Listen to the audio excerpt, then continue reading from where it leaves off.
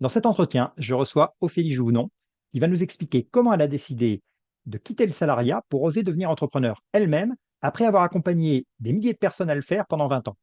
Mais également, quels obstacles elle appréhendait pour ce changement de vie professionnelle, comment elle s'y est préparée et quelles difficultés inattendues elle a rencontrées et comment elle y a fait face.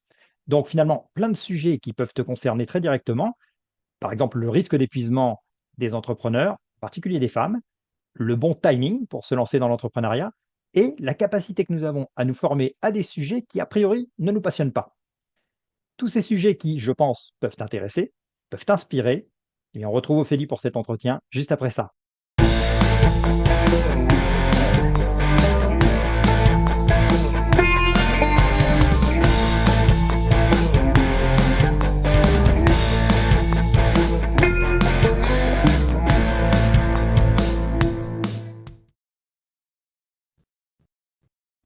Bonjour Ophélie.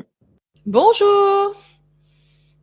Écoute, je te remercie d'avoir accepté de te prêter à l'exercice de cet entretien. Alors, je dois préciser que c'est toi qui m'as proposé de participer à l'exercice, ce que j'aime beaucoup, parce que c'est vrai que moi, voilà, j'identifie des fois des parcours intéressants, mais évidemment, on ne peut pas être au courant de toutes les transitions professionnelles dont on pourrait parler sur le blog. Et bah, écoute, donc tu es venu vers moi en me disant, moi, ça peut m'intéresser éventuellement de participer à cet exercice que tu connais bien, on va peut-être en parler par la suite. Et je pense que ton parcours est particulièrement intéressant puisque tu as un parcours, justement, ça va être l'objet de la première question, ça va être de te présenter évidemment, mais tu as un parcours qui t'a orienté vers l'entrepreneuriat. Et je pense que voilà, c'est évidemment quelque chose qui tente beaucoup de personnes quand on pense à une reconversion professionnelle, quand on a envie de changer. Donc, je pense que beaucoup des personnes qui pourront être amenées à regarder cette vidéo, écouter ce podcast, se reconnaîtront et seront intéressées par ton expérience. Donc voilà, la première question, du coup, eh bien, écoute, si tu l'acceptes, c'est de présenter ton parcours, mais alors l'objectif, c'est de le faire dans un temps limité et tu as 2 minutes top chrono pour le faire. Allez, top chrono. Donc, je suis Ophélie, je suis économiste de formation. Rien ne me prédestinait à ça. À l'époque, j'avais eu envie de faire journaliste. Finalement, j'ai fini Ouais. économiste. Et pendant 20 ans, je dirigeais des structures d'appui à l'innovation, à l'entrepreneuriat, au financement, à l'investissement, bref, au développement économique. J'étais une femme beaucoup dans des milieux d'hommes et des milieux de cadres et Ouais. sous statut salarié pendant des années, jusqu'à justement à la quarantaine, me rendre compte qu'en fait, j'avais envie de faire autre chose, c'est-à-dire que j'avais envie d'entreprendre après avoir conseillé et accompagné des entrepreneurs pendant 20 ans. Et donc, Mmh. du coup, j'ai décidé de réaliser ce que je n'avais pas réalisé à l'époque, c'est-à-dire de créer un média qui s'appelle aujourd'hui Frico Féminin, qui est une marque, en fait, qui aide des femmes Ouais. justement à devenir libres financièrement, c'est-à-dire à devenir entrepreneurs et investisseuses. Et je brise ce grand tabou franco-français qui est le rapport à l'argent, qui est souvent un des sujets les plus problématiques, justement, quand on veut se Ouais. reconvertir et changer de vie. Ok, super. Bon, bah écoute, je pense que là, tu as été très complète, tu as fait moins que 2 minutes, c'est parfait. Merci beaucoup. Alors, écoute, la question que j'ai envie de te poser, du coup, c'est dans ton parcours, donc tu expliquais que tu as décidé de t'orienter toi-même vers l'entrepreneuriat au bout de 20 ans de salariat. Et qu'est-ce qui t'a finalement décidé à faire ce changement-là? Ben, je pense qu'en fait, j'ai toujours eu quelque part ça en moi, parce qu'on est dans des entrepreneurs pendant 20 ans, c'est que c'est quelque chose qui était finalement relativement Clairement, ouais. inscrit Ouais. dans mon génome. Mais j'avais envie, en fait, d'apprendre. Certainement, j'avais un peu le syndrome de l'imposteur, comme beaucoup de femmes qui créent des entreprises d'ailleurs. Et puis, D'accord. j'ai fini aussi relativement à genoux dans le salariat, comme pas mal de femmes, je le vois à la quarantaine, là, notamment suite au Covid, j'en accompagne énormément. C'est un cap qui est difficile parfois, quand on est cadre notamment et qu'on a des postes à responsabilité. Les femmes, on est nombreuses à finir un petit peu à genoux, à être des super mamans, des super working girls. Et si je suis devenue entrepreneur, c'est aussi pour mieux respecter mon rythme, mes besoins et le fait de pouvoir être maman dans de meilleures conditions aussi. D'accord, OK. Ah oui, ah bah, écoute, intéressant parce qu'effectivement, j'allais te dire, c'est bon, l'exercice, de la quarantaine quand on est dans le salariat depuis en gros une vingtaine d'années, je pense que c'est vrai qu'on peut arriver à ce constat de ras-le-bol, d'épuisement, qu'on soit un homme ou une femme. Mais à juste titre, tu rajoutes le côté maman qui s'impose. Il faut reconnaître qu'aujourd'hui encore, je pense qu'il n'y a pas une répartition des tâches, toujours parfaitement, équivalente, dans les couples. Donc c'est clair que c'est souvent une contrainte en plus pour les femmes. Donc c'est d'accord, non mais c'est intéressant. Effectivement, ça semble assez légitime de penser à soi après avoir accompagné pas mal de personnes. D'ailleurs, oui, j'ai vu d'ailleurs sur ton blog, est-ce que tu peux me dire combien de personnes tu as accompagné pendant tes 20 premières années donc de responsable de structure?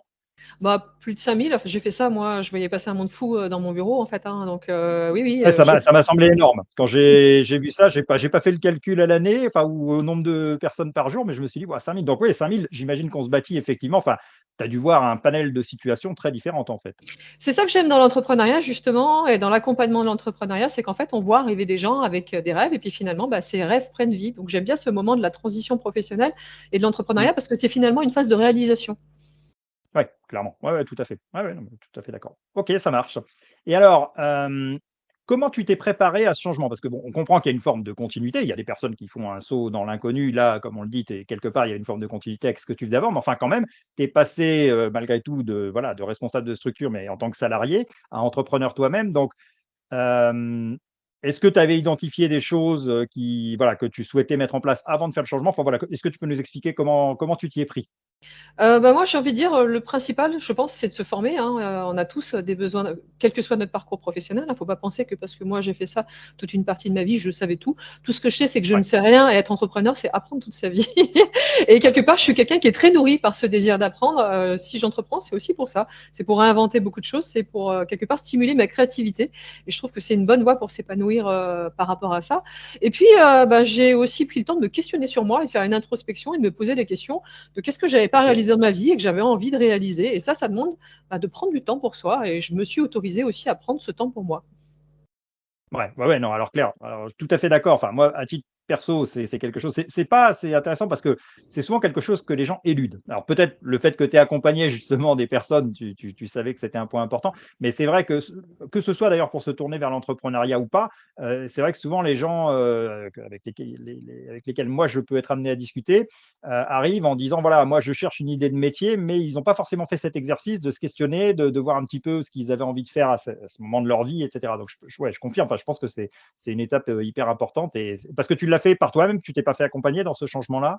Alors moi, je suis coach également, donc finalement, je me suis aussi formée à ces questions-là, au Tu te sujet Ouais, de développement personnel, parce que justement, OK. en accompagnant pendant plus de 20 ans des entrepreneurs, je me suis rendu compte qu'il y en a peu qui prenaient le temps de réfléchir à qui ils OK. étaient et quelque part de créer une entreprise qui soit au service de leurs propres aussi aspirations personnelles. Quelque part, ils recréaient les cages Exactement. du salariat dans l'entrepreneuriat, et au bout d'un moment, ils en pâtissaient, ils finissaient à genoux également. Ouais, non, c'est très juste. Ouais, je pense qu'effectivement, c'est parce qu'on a tendance, comme tu dis, voilà, on veut en fait, souvent, on veut se mettre à son compte pour avoir plus de liberté. Ça fait partie un petit peu du fantasme, de ce qu'on a envie, en tout cas, d'obtenir assez légitimement. Mais le côté fantasme, c'est que si tu mets pas en place les conditions pour avoir cette liberté, ça peut être pire, hein. Un entrepreneur, il peut être beaucoup moins libre finalement que d'ailleurs, il y a pas mal de personnes, malheureusement, qui font le chemin inverse parce qu'ils se rendent compte que, voilà, que c'est pas exactement ce qu'ils imaginaient. D'où l'importance, je pense, de bien préparer le changement et effectivement, ce côté introspection que tu mentionnais, je pense qu'il est très important. OK. Justement, je pense que c'est le fait d'avoir accompagné beaucoup de personnes qui fait que moi je les connaissais, hein, les garde-fous de l'entrepreneuriat, et Ouais. j'ai aidé beaucoup de personnes à finir à genoux, hein, dans l'entrepreneuriat. Et quand j'ai vu sortir justement les business web, parce que c'est ce que j'ai monté, en fait, j'ai monté une activité en distanciel, je me suis dit que ça Ouais. y est, c'était la voie pour, me permettre à la fois de travailler, ben, depuis chez moi, parce que c'est pratique quand on est maman de pouvoir, tout gérer, de pouvoir Ouais. aller en mobilité, puisque moi dans quelques années je voudrais pouvoir, partir vivre à l'étranger, tout en respectant et en commercialisant quelque part nos compétences en distanciel. Ouais, tout à fait. Non, non, mais alors je confirme puisque moi j'ai moi-même donc profité de ces largesses que permet le business web, pour et c'est vrai que pouvoir partir, voilà, pendant quelques semaines, quelques mois, même aller s'installer à l'étranger, rien que sur des durées comme ça, c'est appréciable. On peut pas le faire dans tous les métiers, donc c'est clairement ça fait partie des avantages. OK, alors maintenant, si on s'intéresse donc on plonge un petit peu en arrière sur ce changement que tu as fait, ça remonte à il y a combien de temps maintenant? Il y a quelques années, je dirais, 3-4 ans à peu près. Mmh. 3-4 ans, OK. Donc si on se replonge 3-4 ans en arrière, est-ce que tu te souviens des obstacles que tu avais anticipés, et comment tu t'y es préparé? Ah, donc avant pour le coup, de réaliser vraiment ce changement?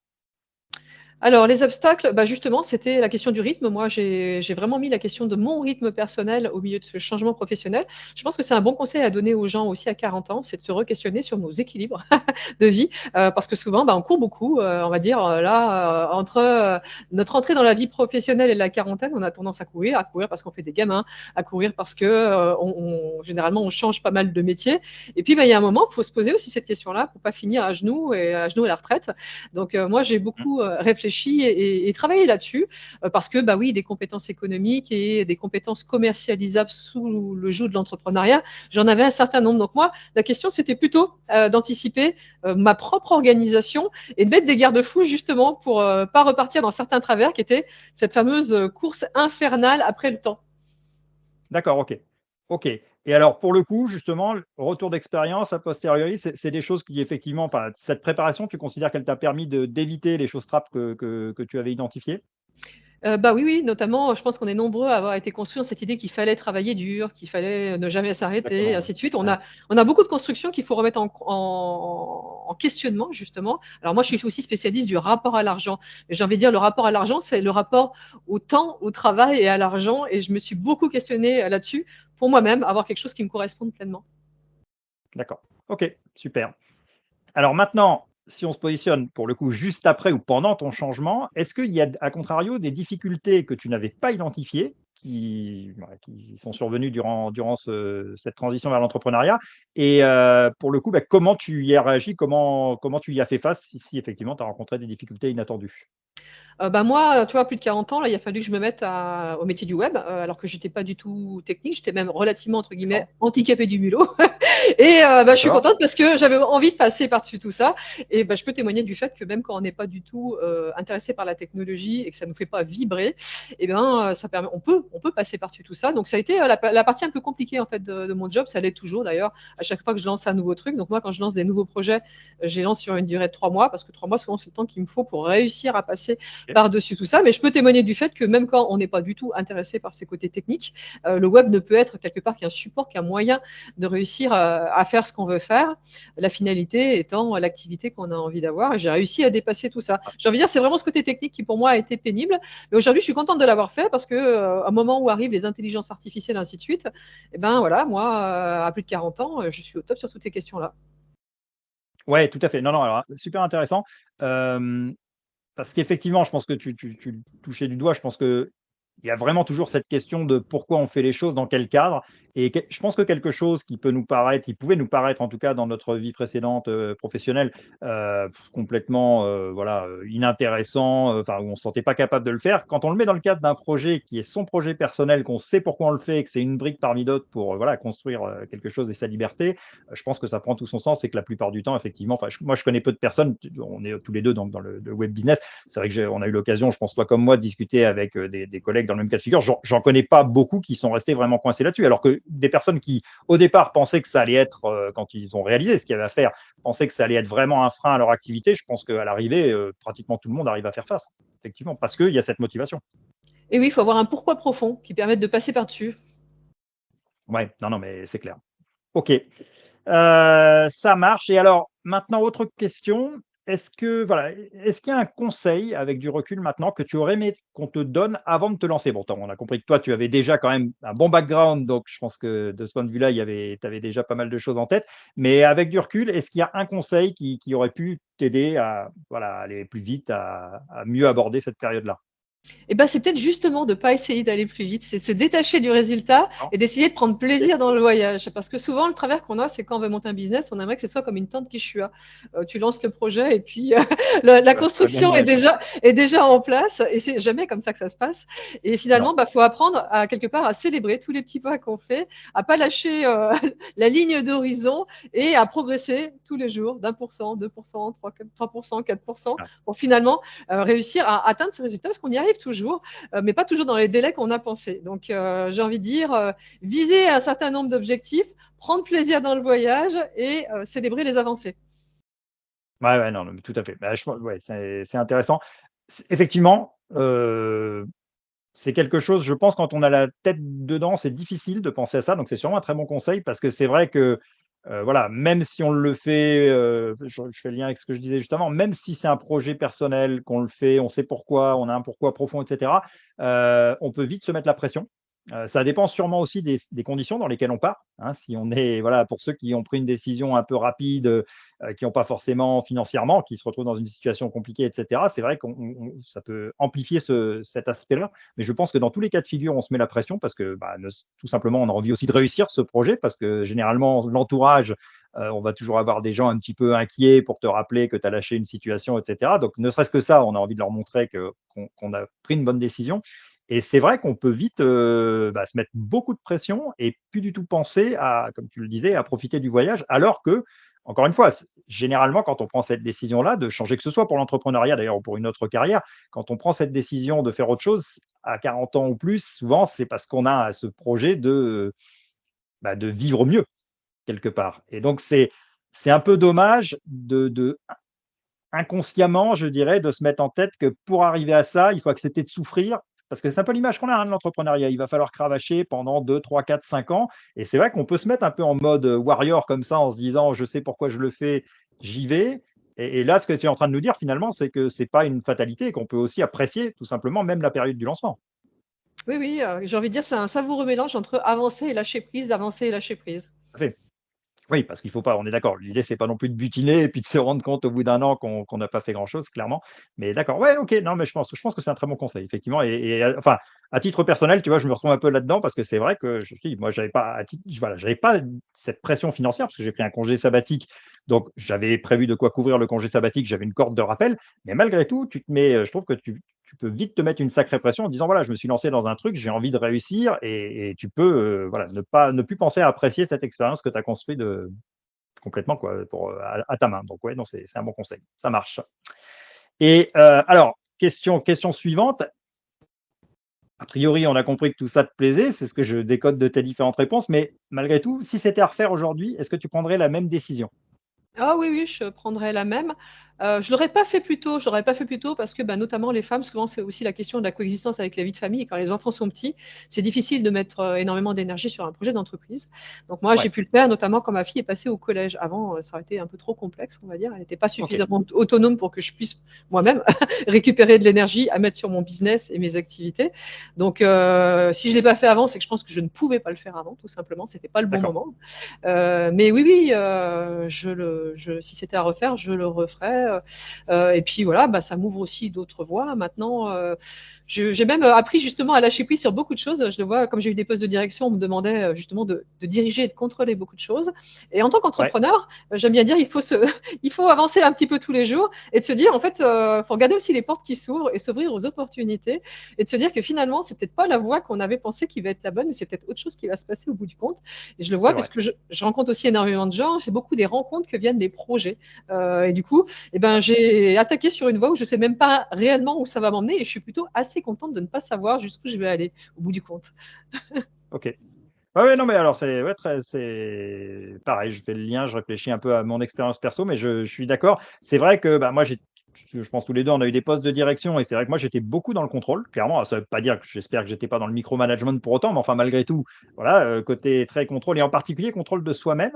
Et c'est vrai que, tu vois, moi, quand je me suis lancé assez vite, je ne sais pas si c'est ton cas également, mais voilà, c'est dans le milieu, malgré tout, blogging, tu as tendance à trouver très vite tout ce qui est loi de l'attraction et cetera. Donc moi, je ne connaissais pas du tout la loi de l'attraction. Je sais pas, tu connais, j'imagine? Bien sûr, ouais. Bon.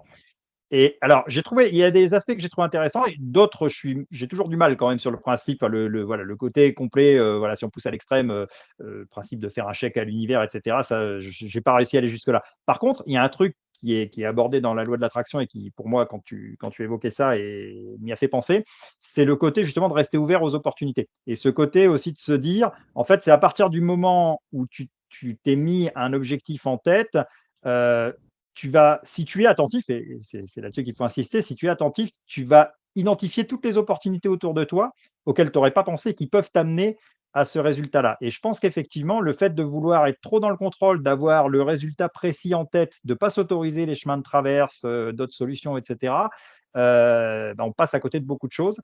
Et ça, je reconnais que volontiers qu'effectivement, le fait de lâcher prise, et c'est pas forcément évident hein, quand on est des postes de direction, je sais pas, moi, ça a été une grosse difficulté. Je pense que c'est aussi un conseil probablement qu'on pourrait donner d'ailleurs aux gens, justement voilà, de lâcher prise et d'accepter de ne pas vouloir mener finalement leur carrière d'entrepreneur de la même manière qu'ils ont mené une carrière de direction s'ils ont été dans ce cas de figure-là. Et je pense que ouais, c'est une réflexion intéressante.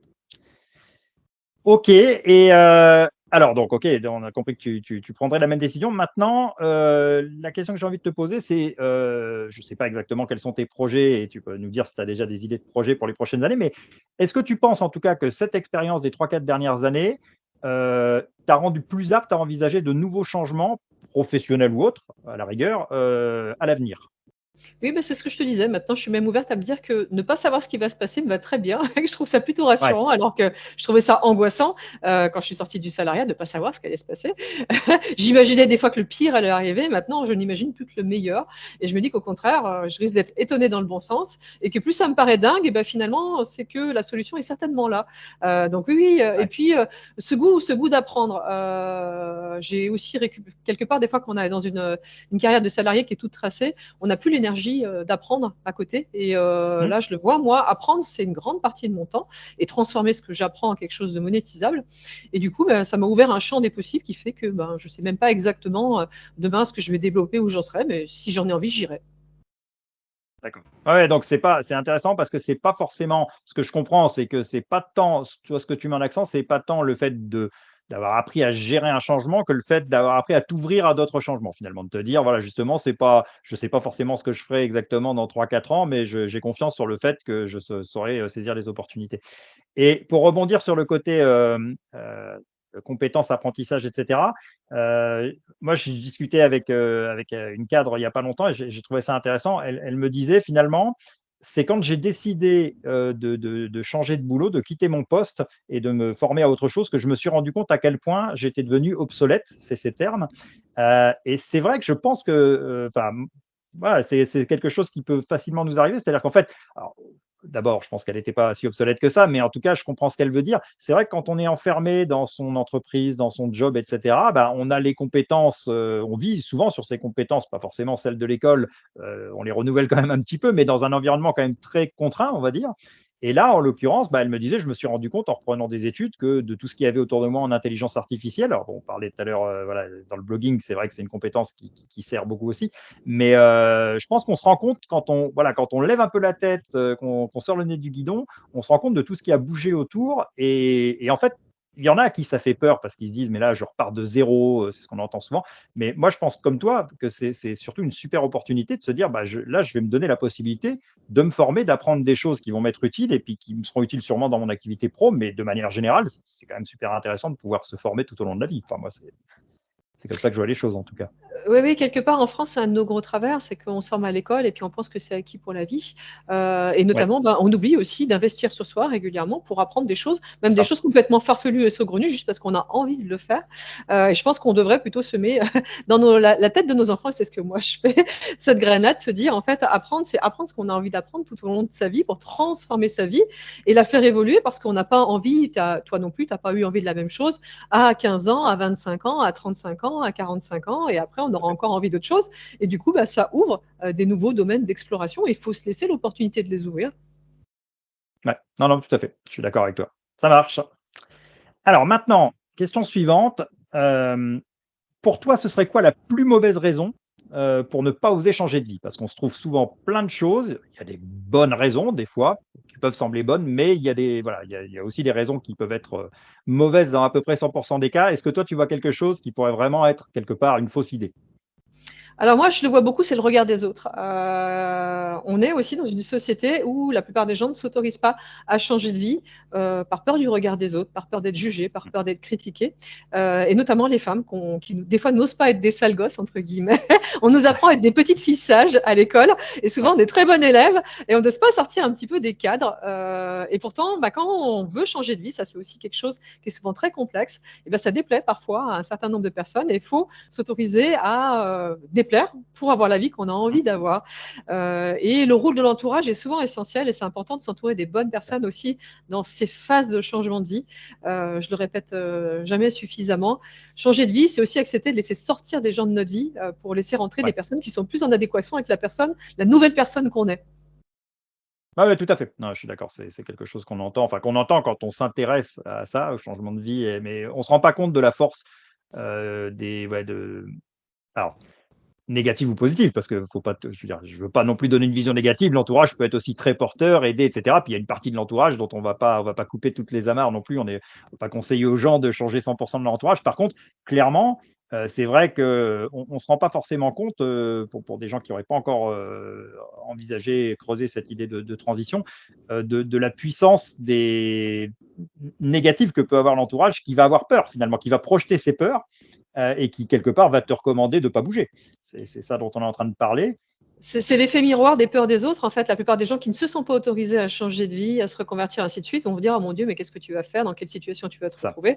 Alors, quand tu es un homme, c'est le cas, mais alors quand tu es une femme, et quand tu es une femme avec enfant, c'est encore plus le cas. Là, là, on a l'impression de transgresser 5000 ans de tabou, en fait. Et il ne faut pas douter du fait que le bonheur est derrière ça, et que ça n'est que le reflet, quelque part, de peurs que d'autres n'arriveront pas à dépasser. Ouais, non, mais tout à fait. Et donc, oui, mais ce que tu disais, effectivement, c'est un conseil qu'on peut donner aussi, c'est de se préparer aussi quelque part à renouveler un peu son entourage. Donc, on parle plutôt des amis, etc. Mais c'est ça, c'est vrai que à partir du moment où on côtoie, alors si on veut devenir entrepreneur, des entrepreneurs, mais même pour d'autres changements, on côtoie des personnes qui se sont autorisées à le faire.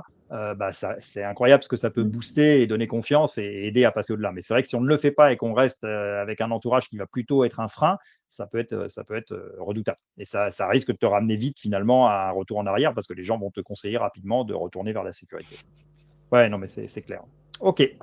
Et alors, aujourd'hui, après avoir donc réalisé ce changement et avoir lancé ton projet, qu'est-ce qui te donne envie de te lever le matin aujourd'hui? Alors moi, je suis très très attachée à justement la valeur qu'on crée chez les autres. En fait, du coup, j'ai créé un business moi où j'aide des femmes à se libérer, on va dire économiquement et financièrement. C'est un sujet qui est très important pour moi.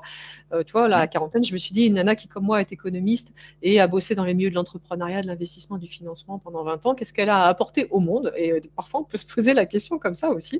Je me suis dit que j'avais compris des choses que les autres femmes n'avaient pas forcément compris, et notamment quand tu vois les chiffres sur les questions économiques et les femmes en France, ça pique un petit peu. Et ça me donne l'envie de me lever en me disant que je peux contribuer, apporter quelque chose de positif pour transformer positivement la vie de pas mal de nanas, entre guillemets, et notamment laisser à la génération d'après, c'est-à-dire la génération de ma fille, d'autres possibilités et voilà, leur ouvrir un champ que nos mères ne nous ont pas forcément ouvert. Donc c'est intéressant aussi la question de la transmission. Moi, j'ai été jusque-là dans ma réflexion professionnelle de me dire qu'est-ce que j'ai envie de laisser à la génération d'après. Ouais. D'accord, OK. Non, mais oui, clairement, c'est une motivation, c'est une motivation importante et je pense que, ouais, c'est vrai qu'il y a ce côté alors, préparer parce que là, on est sur des entreprises où on a la chance, comme c'est des petites structures, d'être en contact direct avec le client, donc ça sûrement que ça joue aussi dans l'équation. Mais c'est vrai que moi, je me rends compte à titre perso que, ce que j'apprécie énormément et qui va dans le sens de ce que tu viens de dire dans mon activité, c'est le fait finalement de voir l'impact directement que ça peut avoir sur les clients. Et tu le vois aussi à travers les remerciements que tu peux avoir. C'est quelque chose que je dis assez souvent parce que c'est vrai que ça m'a frappé. Je pense qu'en tant que manager d'une grosse structure, j'ai rarement eu des remerciements très sincères. J'ai eu des remerciements en fin d'année, quand l'année s'était bien passée, de mon chef, qui me serrait la main, bravo, et cetera. Mais c'est complètement différent d'avoir un client à qui tu peux vraiment enfin, tu sens vraiment l'importance, l'impact que tu as pu avoir dans le travail que tu as fait avec lui et quand il te remercie ou même simplement, tu vois, on a tous les 2 des blogs, quand quelqu'un te laisse un message en disant: «Waouh, merci pour votre article, ça m'a vraiment éclairé, j'ai été dans le brouillard, là, voilà, j'ai de nouvelles perspectives» et cetera. C'est hyper, satisfaisant. Enfin, clairement, c'est vrai que c'est une motivation, et c'est complètement différent. Enfin, si on peut le conseiller aux personnes effectivement qui hésitent à se lancer dans des activités comme ça, c'est une dimension que je mets facilement en avant, c'est effectivement cette proximité avec ton client et le fait de vraiment, pour le coup, pouvoir sentir ce que tu lui apportes. Et ça, ouais, c'est vrai que malheureusement, voilà, quand on est dans des grands groupes, souvent, on est un peu loin du client final et c'est beaucoup plus difficile de percevoir cette valeur. Donc, pour des personnes qui cherchent du sens, je pense que c'est une solution qui se vaut tout à fait. Écoute, on va arriver déjà au bout de cet entretien. Dernière question que je voulais te poser, parce que j'aime bien les citations, et je voulais te demander si toi, tu avais une situation préférée. Alors moi, ma citation préférée, c'est les petites filles sages vont au paradis, les autres vont là où elles veulent. J'aime bien celle-là parce qu'elle est suffisamment gênante pour interpeller pas mal de monde. Parce que je trouve que justement, je dis, les femmes, on souffre beaucoup de ce côté un peu maman gentille ou bonne élève. Et je pense qu'on a beaucoup de choses en fait à apporter économiquement à la société. Et notamment, je crois beaucoup à l'entrepreneuriat féminin parce que j'accompagne beaucoup de nanas qui montent des business. Et je vois que quand les femmes entreprennent, c'est beaucoup pour changer les choses, pour apporter une contribution positive à leur environnement et puis pour agir en faveur de quelque part de leurs valeurs et de ce qu'elles ont envie d'apporter au monde. Et je trouve ça plutôt beau. Et donc, je me dis que ce serait bien si demain on avait une nouvelle génération et plus de femmes qui soient impliquées dans l'économie. Oui, bah, clair. Bah, alors, j'espère, je pense qu'il y a eu quand même un changement qui va un peu dans ce sens sur les dernières années, mais clairement, on peut mieux faire, c'est certain. Et je pense que non, mais c'est une mission qui est hyper intéressante. Et bah, je pense que bon, moi, ce que je conseille à toutes les femmes qui regarderaient cette interview et qui seraient intéressées par ce que tu viens d'expliquer, je pense que ton blog, donc on en a parlé, Fric au féminin, ou ta chaîne YouTube d'ailleurs, parce que tu as une chaîne qui s'appelle Fric au féminin aussi, chaîne YouTube, il y a énormément de ressources dessus qui pourront les intéresser. Donc, bah, je mettrai les liens sous cette vidéo. Et je pense qu'on peut leur conseiller d'aller jeter un coup d'œil parce que je pense qu'elles apprendront plein de choses et que ça va les booster et leur donner confiance pour tenter à leur tour l'expérience. Écoute, Ophélie, on est arrivé au bout des questions que j'avais envie de te poser. Moi, je te remercie beaucoup, bah, encore une fois, de m'avoir proposé cet entretien parce que bah, voilà, ça a été passionnant comme je l'imaginais. Je te remercie de t'être prêté au jeu des différentes questions que j'avais envie de te poser. Et puis, bah, écoute, moi, je te souhaite plein de succès dans ce parcours qui a l'air bien entamé. Mais là, je pense que tu arrives à un moment charnière, là, un petit peu de ton projet. C'est ça, là, tu es en train de lancer tes premières offres. Tout à fait, ouais. Bon, bah, écoute, beaucoup de succès. Du coup, ça va être une année importante, mais franchement, je doute pas du succès. Je pense que le besoin, il est évident et bah, de toute évidence, ton blog, ta chaîne rencontre un succès qui montre que voilà, qu'il y a des personnes en face qui attendent tes services. Donc, bah, beaucoup de succès cette année, les prochaines années, puis beaucoup de succès dans tes prochains changements. Du coup, en fonction de ce que la vie te réservera et des opportunités que tu décideras de saisir. Puis, bah, écoute, sait-on jamais, comme je dis souvent, si autre changement il y a, on pourra pourquoi pas être amené à en rediscuter d'ici quelques années s'il y a d'autres leçons à en tirer qui peuvent être intéressantes pour les personnes qui regardent ces entretiens. Eh ben, merci à toi et merci de ton invitation. Je t'en prie, je te souhaite une bonne journée, à bientôt. À bientôt. Voilà, cet entretien est maintenant terminé. J'espère qu'il t'a intéressé, j'espère qu'il t'a même inspiré. Et si c'est le cas, eh bien, tu peux bien sûr mettre un petit like directement sous la vidéo. Et si tu as toi-même connu un projet de changement de vie professionnel ou personnel, ou si tu as envisagé de le faire et que tu y as renoncé, je te propose de me contacter si tu souhaites qu'on regarde ensemble la possibilité de réaliser un entretien équivalent à celui que tu viens de visionner. Parce que je pense qu'il y a dans les expériences de chacun d'entre nous beaucoup de leçons intéressantes à retirer qui peuvent aider d'autres personnes dans des circonstances équivalentes à éviter des erreurs, à gagner du temps, à avoir plus de chances tout simplement de mener leur projet de changement de vie au bout. Donc, si tu es intéressé dans cette démarche, si tu veux, toi aussi, à ton tour, inspirer d'autres personnes, d'autres cadres, eh bien, je te propose de m'envoyer un petit message, prends contact avec moi et ensemble, on regardera comment organiser un entretien comme celui-là. Je te remercie pour ton attention, je te remercie d'avoir regardé cette vidéo jusqu'ici et je te souhaite une excellente journée.